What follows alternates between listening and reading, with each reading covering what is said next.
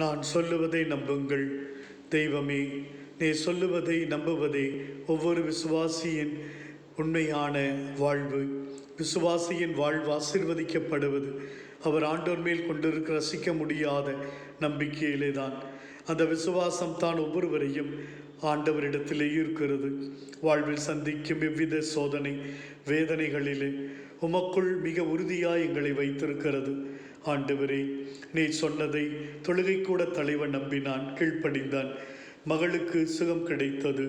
10 தொழுநோயாளர்கள் உம்முடைய சொல்லை நம்பினார்கள், நோயிலிருந்து விடுதலை கிடைத்தது. நான் நம்புகிறேன் என்று தகப்பன் மது சொல்லை நம்பினான், மகனுக்கு விடுதலை கிடைத்தது. உம் சொல் எவ்வளவு உயிர் உள்ளது, வல்லமை மிக்கது, ஆற்றல் வாய்ந்தது என இவர்கள் அனைவரும் அறிந்திருந்தார்கள். அதை செயல்படுத்தினார்கள், வெற்றியும் கண்டார்கள். ஆண்டவரே, ஒவ்வொரு நாளும் நாங்கள் உம்முடைய சொல்லை வாசிக்கிறோம், தியானம் செய்கிறோம்.